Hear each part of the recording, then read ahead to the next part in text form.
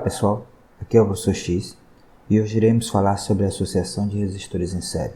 Para iniciarmos, é importante sabermos que em muitos casos tem-se a necessidade de uma resistência maior que a fornecida por um único resistor. Em outros casos, um resistor não suporta a intensidade de corrente que deve atravessá-lo. Nessas situações, utilizam-se vários resistores associados entre si. Para resolver esses problemas, podemos associar resistores em série, em paralelo ou numa combinação de ambos, que chamamos de associação mista.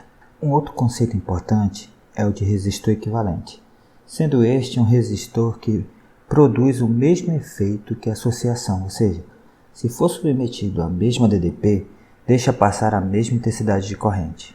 Agora vamos falar mais especificamente da associação em série de resistores. Observe o circuito. Note que os resistores estão um após o outro, ou seja, um seguindo o outro, de modo a oferecer um único caminho para a passagem de corrente.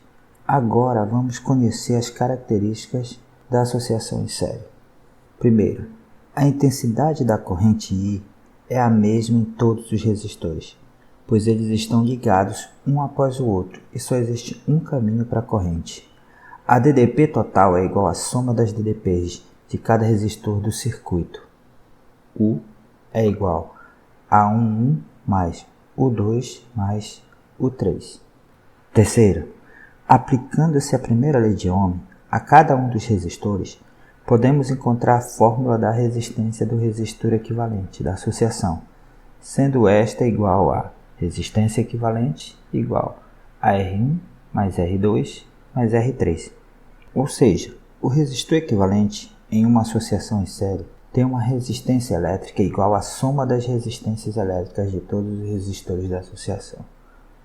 É interessante destacar que uma lâmpada incandescente funciona como resistor, sendo que se temos uma associação de lâmpadas ligadas em série e uma delas queimar, as outras se apagarão, pois a passagem de corrente elétrica por esse caminho será interrompida. Agora vamos resolver um exemplo.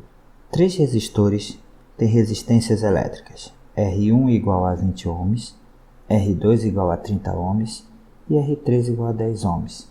Estão associados em série.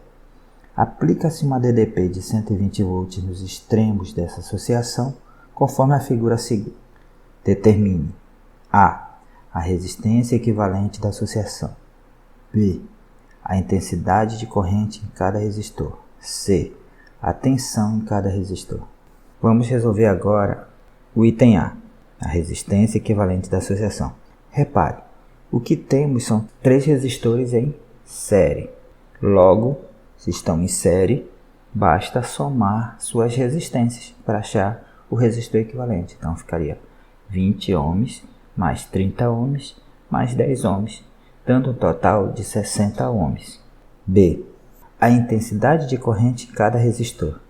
Bem, para que a gente encontre a intensidade de corrente em cada resistor, é interessante que a gente perceba que, como eles estão em série, a corrente que atravessa os 3 resistores é a mesma, porque só existe um caminho para a corrente. Como a gente também já sabe que o resistor que pode substituir esses 3 resistores, que é o resistor equivalente, vale 60, podemos estar usando a primeira lei de Ohm, que nos diz que a DDP é igual a resistência equivalente vezes a corrente. Então a gente pega, substitui os valores, né? A DDP é 120 volts igual a 60, que é a resistência, vezes a corrente. Pega esse 60, passa dividido, ficamos com 120 dividido por 60, que vai me dar que a corrente é igual a 2 A. Vamos resolver a C, a tensão em cada resistor. Bem, a gente já sabe que a corrente que atravessa os resistores vale 2 A e nós sabemos a resistência de cada um. Vamos usar a primeira lei novamente. Então a gente quer saber a DDP, U é igual à resistência que é 20, vezes a corrente que é 2.